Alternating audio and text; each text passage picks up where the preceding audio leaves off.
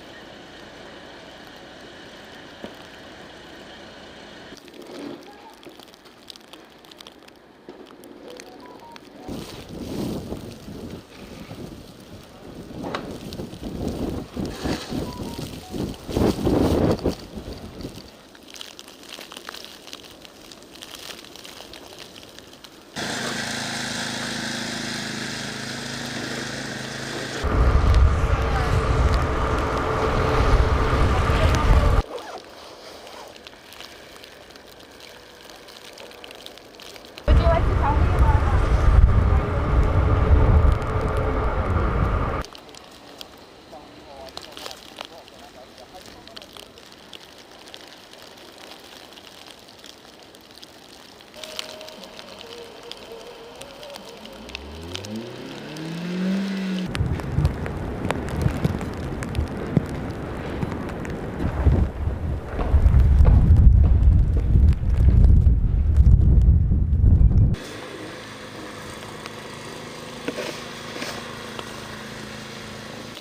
I have to get out because I have to feel the snow.